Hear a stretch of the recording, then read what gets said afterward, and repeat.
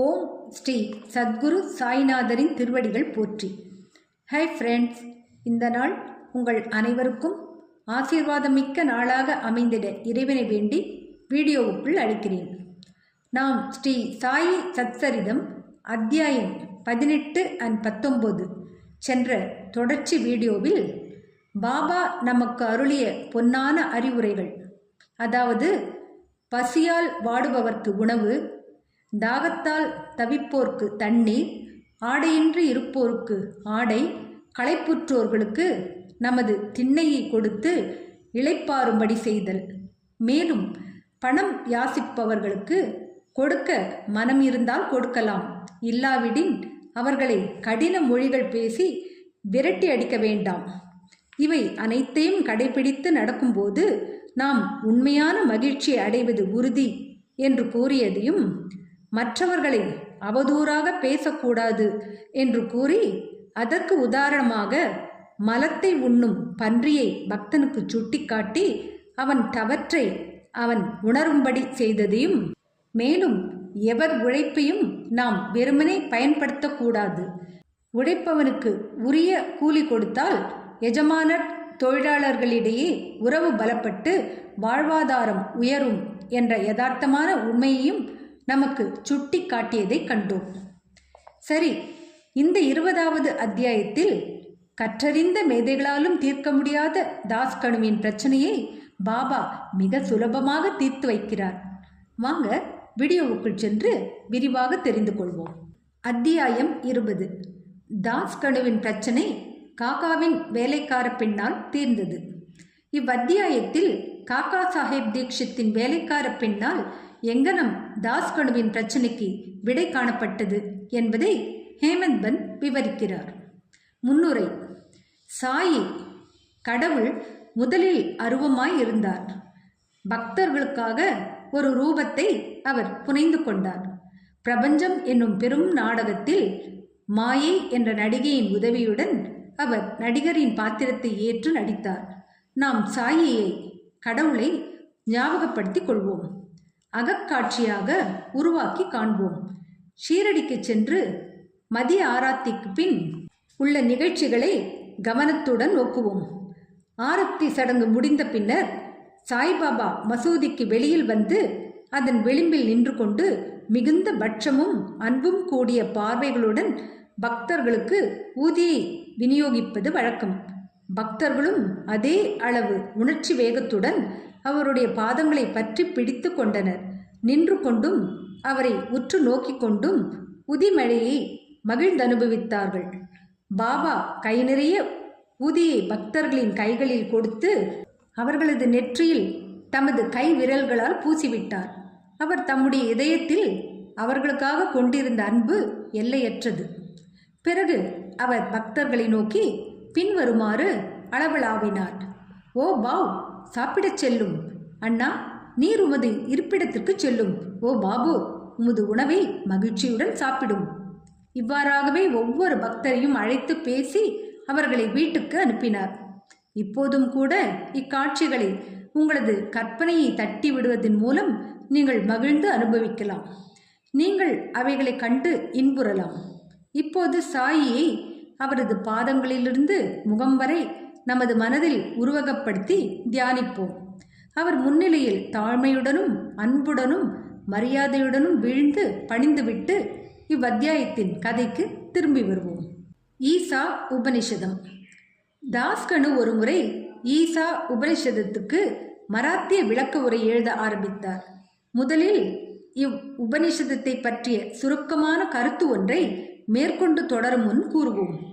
வேத சம்ஹிதையின் மந்திரங்களில் அது உள்ளடக்கப்பட்டிருப்பதால் அது மந்திரோபனிஷத் என்று அழைக்கப்படுகிறது.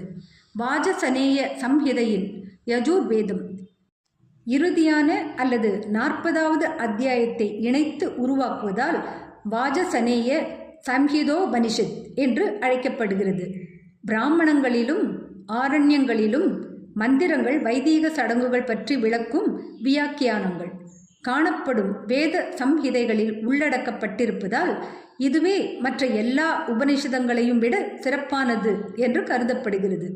இது மட்டுமன்று, மற்ற உபனிஷதங்கள் எல்லாம் ஈசா உபனிஷத்தில் சுருக்கமாக கூறப்பட்டிருக்கும் உண்மைகளை பற்றிய வியாக்கணங்களே ஆகும் என்று எண்ணப்படுகிறது.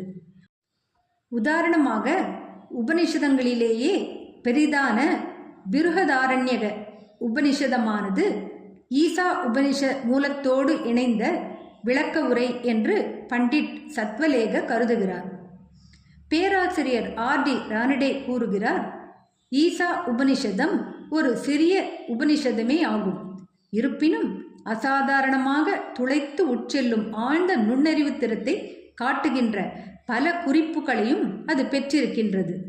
18 செய்யுட்களுள்ள குறுகிய வட்டப்பரப்பில் ஆத்மாவை குறித்து மதிப்பு மிக பெற்ற அகநிலை உணர்வு சார்ந்த வர்ணனையை தீயன செய்ய தூண்டும் மயக்கங்களுக்கும் கவலைகளுக்கும் இடையில் கலக்கமுறாத முழு நலம் வாய்க்கப்பட்ட கர்மயோகம் என்னும் போதனை தொகுப்பிற்கு முன்னோடியான அறிவிப்பையும் இறுதியாக ஞானம் கர்மம் இவைகளின் தகுதிகளை பற்றிய கருத்து முரண்பாடு நீக்கத்திற்குரிய ஒரு விளக்கத்தையும் அளிக்கிறது. ஞானம் கர்மம் என்ற எதிரிடைகளின் வாத பொருத்தமுடைய கூட்டிணைப்பே உபனிஷத்தின் ஆணிவேரில் உறைந்திருக்கும் மிக மிக மதிப்புள்ள கருத்தாகும். உயர்நிலை இணைப்பாக்கத்தின் போது பேதம் துடைத்தழிக்கப்படுகிறது. Page 24 of the book constructive survey of the Upanishadic philosophy. அவர் மற்றுமோர் இடத்தில் நீதி, மறைமேமை, நுண்பொருள் கோட்பாட்டியல் இவைகளின் ஒருமித்த கலவையே ஈசா உபனிஷத்தின் பாடல்கள் என்றும் கூறுகிறார். மேலே தரப்பட்ட இவ் உபனிஷத்தை பற்றிய சுருக்கமான விளக்கங்களால் வட்டார பேச்சு மொழியில் இதனை மொழிபெயர்ப்பது என்பதும் சரிநுட்பமான அதே அர்த்தத்தை கொணர முற்படுவதும் எவ்வளவு கடினமானது என்று எவரொருவரும் அறிய இயலும். தாஸ்கனு இதை செய்யுளாக மராத்திய ஒவியாப்பு வகையில் மொழிபெயர்த்தார். ஆயினும் உபனிஷதத்தின் சாராம்சத்தை அவர் புரிந்து கொள்ளாததால் தமது செயல் நிறைவு பற்றி அவர் திருப்தி கொள்ளவில்லை. மன நிறைவடையாதவராய் சில அறிஞர்களை தனது சந்தேகங்கள் பற்றியும் கஷ்டங்களை பற்றியும் கலந்து ஆலோசித்து அவர்களுடன் அதை பற்றி மிகவும் விரிவாக விவாதித்தார். அவர்கள் அவைகளுக்கு விடை காணவும் இல்லை, அறிவாராய்ச்சி முறை சார்ந்தோ திருப்தியுடையதோவாகிய விளக்கமும் அளிக்கவில்லை. எனவே தாஸ்கனு இதனை பற்றி சிறிது மன உளைவுடன் இருந்தார். சத்குரு ஒருவரே விளக்கமளிக்க உரிமையும் தகுதியும் உடையவர். நாம் பார்த்த விதமாக இவ்வுபனிஷதம் வேதங்களின் சாராம்சம் ஆகும். அது ஆத்மானுபூதியின் விஞ்ஞானமும் ஆகும். அது பிறப்பு இறப்பு என்னும் கட்டுக்களை அறித்தெறியக்கூடிய நம்மை விடுவிக்கின்ற அறிவாள் அல்லது ஆயுதமாகும். எனவே தாமே ஆத்மானுபூதி அடையப்பெற்ற ஒருவரே உபனிஷதத்திற்கு உண்மையான சரியான விளக்கம் அளிக்க முடியும் என்று அவர் நினைத்தார். தாஸ்கனுவை ஒருவரும் திருப்திப்படுத்த இயலாத போது சாய்பாபாவை இது விஷயமாக அவர் கலந்து ஆலோசிக்க முடிவு செய்தார். ஷீரடிக்கு போக அவருக்கு ஒரு சந்தர்ப்பம் நேரிட்ட போது சாய்பாபாவை அவர் கண்டார். அவர் முன் வீழ்ந்து பணிந்தார். ஈசா உபனிஷதத்தை பற்றிய தனது கஷ்டங்களை தெரிவித்து அதை பற்றிய சரியான தீர்வு தரும்படி அவரை வேண்டிக் கொண்டார். சாய்பாபா அவரை ஆசீர்வதித்து கூறியதாவது, நீ கவலைப்பட வேண்டியதில்லை. இவ்விஷயத்தை பற்றி எவ்வித கஷ்டமும் இல்லை. நீ வீட்டிற்கு திரும்பி போகும் வழியில் விலே பார்லேயில் காக்கா சாஹிப் தீக்ஷத்தின் வேலைக்காரி உனது சந்தேகங்களை தீர்த்து வைப்பாள்.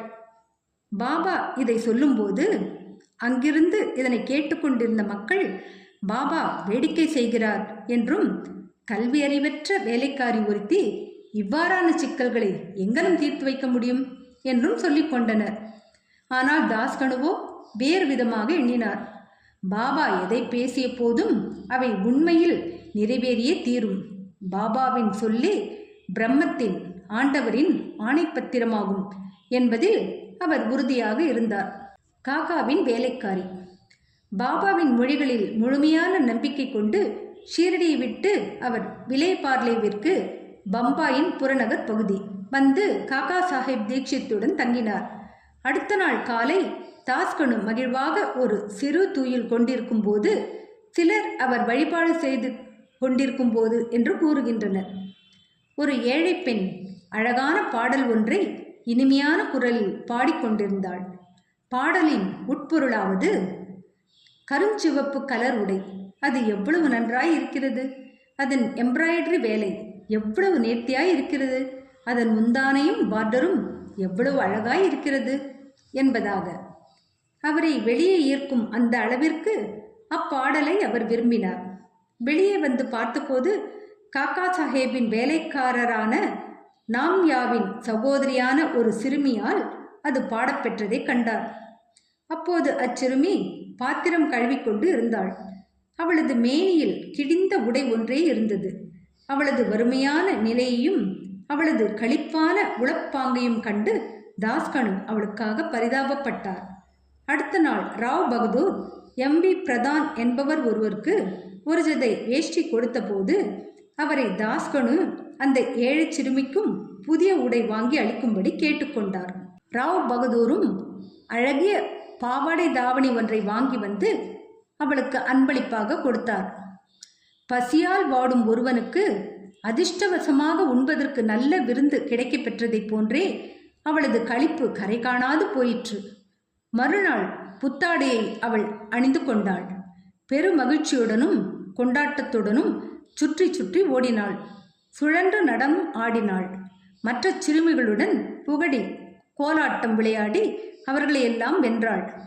அதற்கடுத்த நாள் அதை வீட்டில் பெட்டியில் வைத்துவிட்டு தனது பழைய கந்தலையே அணிந்து வந்தாள். ஆனால் முன்தினம் காணப்பெற்ற மாதிரியே அதே அளவு ஆனந்தத்துடன் காணப்பட்டாள்.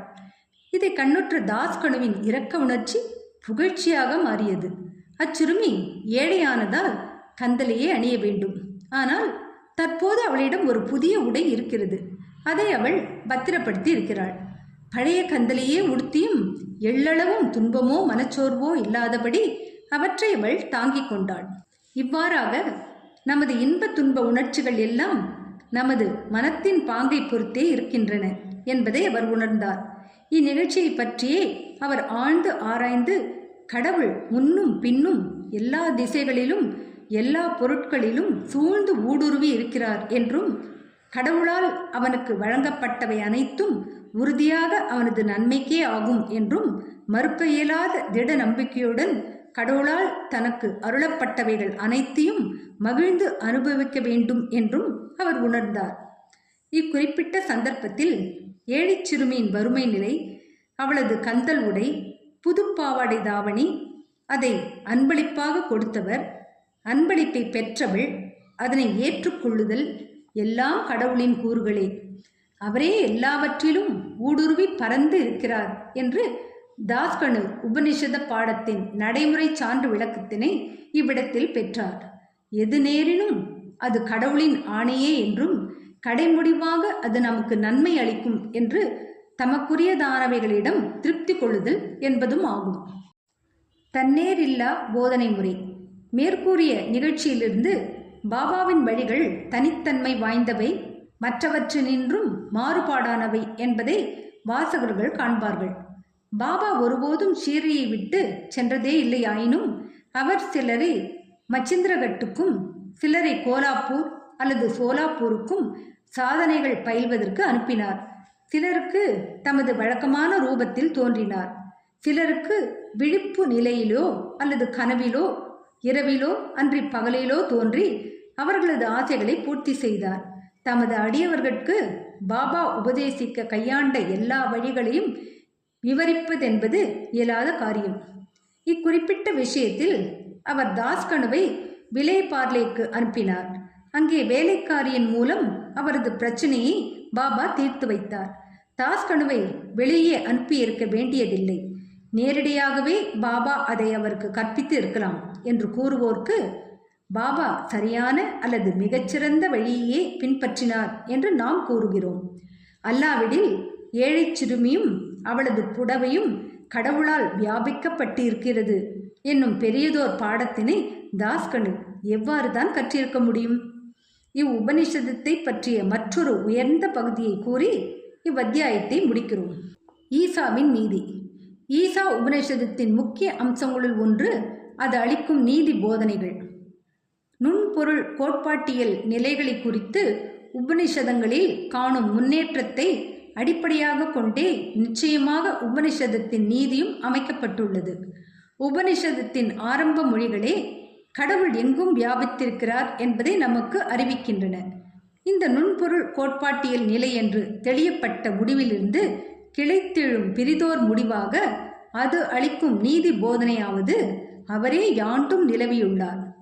தனக்கு கடவுளால் அருளப்பட்ட யாவையும் நிச்சயமாக நன்மைக்காகவே ஆனது என்னும் உறுதியான நம்பிக்கையில் கடவுள் தனக்கு அருளியவற்றை மகிழ்ந்து அனுபவிக்க வேண்டும் என்பதாகும். பிறர் பொருளை கண்டு பேராசைப்படுவதை உபனிஷதம் தடுக்கிறது என்பது இயல்பாகவே தொடர்ந்து அறியப்படுகிறது. யாதாகினும் கடவுளின் ஆணையே என்றும், எனவே அது நமக்கு நன்மை அளிக்கும் என்ற நம்பிக்கையில் நமக்குள்ளவைகளை கொண்டு நாம் திருப்தி அடைய வேண்டும் என்று நாம் பொருத்தமாகவே அறிவுறுத்தப்படுகிறோம். மற்றும் ஒரு நீதி போதனை யாதெனின், சாஸ்திரங்களில் சிறப்பாக குறிப்பிடப்பட்டிருக்கும் அந்த கர்மங்களை ஆண்டவரது சங்கல்பம் என்று அமைவடக்கத்துடன் ஏற்றுக்கொண்டு அந்த நம்பிக்கை உள்ள மனப்பாங்குடன் மனிதன் தனது வாழ்நாளை எப்போதும் கர்மம் செய்து கொண்டிருப்பதிலேயே கழிக்க வேண்டும் என்பதே ஆகும். செயலின்மை என்பது இவ்வுபநிஷத்தின்படி நமது ஆன்மாவை அரிக்கும் புழு ஆகும். மனிதன் இம்முறைப்படி கர்மங்கள் புரிவதில் தனது வாழ்நாளை கழிக்கும்போது மட்டுமே நிஷ்காமியம் என்கின்ற முழுநிறை நிலையை எய்துவதை எண்ண இயலும். முடிவாக அதன் வாசகங்கள் கூறுவதாவது, ஆத்மாவினுள் அனைத்து ஜீவராசிகளுக்குள்ளும் ஆத்மாவை காண்பவன் உண்மையில் அனைத்து ஜீவராசிகளும் மற்றும் உளதாயிருக்கும் ஒவ்வொரு பொருளும் ஆத்மாவாகவே ஆகிவிட்ட அப்பேற்பட்ட மனிதன் எங்கனம் மயக்க நிலைக்கு ஆட்பட இயலும்? ஆழ்ந்த மனத்துயரம் அடைவதற்கு அவனுக்கு அடிப்படை காரணம் யாதாக இருக்க முடியும்? வெறுப்புணர்வு, சித்தத்தின் மயக்கம், ஆழ்ந்த மனத்துயரம் யாவும் ஆத்மாவை யாண்டும் தரிசிக்க இயலாத நமது பண்பிலிருந்தே கிளம்புகின்றன. ஆயின் எவனொருவன் அனைத்து பொருட்களிலும் ஏகத்தையே ஒருமையே தெளிவாக உணர்கிறானோ, எவனுக்கு ஒவ்வொரு பொருளும் ஆத்மாவாகிவிட்டதோ, அதே உண்மையின் காரணமாக மனித இனத்தின் குறைபாடுகளினால் இனி ஒருபோதும் பாதிக்கப்படாதவனாகின்றான். Page 169-170 of the Creative Period by Mrs. Bell Walker and Ranade. Shri சாயியை பணிக. அனைவருக்கும் சாந்தி நிலவட்டும். அடுத்த அத்தியாயத்தில் மேலும் சில கதைகளை தெரிந்து கொள்ளப் போகிறோம். என்ன ஃப்ரெண்ட்ஸ், இந்த வீடியோ பிடிச்சிருந்தால் லைக் பண்ணுங்கள், ஷேர் பண்ணுங்கள், சேனலை சப்ஸ்கிரைப் பண்ணுங்கள். எனக்கு இதுவரை சப்ஸ்கிரைப் பண்ணியுள்ள அனைவருக்கும் என்னுடைய மனமார்ந்த நன்றிகள். மீண்டும் அடுத்த வீடியோவில் சந்திக்கும் வரை உங்கள் அனைவருக்கும் நன்றி கூறி விடைபெறுகிறேன். வணக்கம்.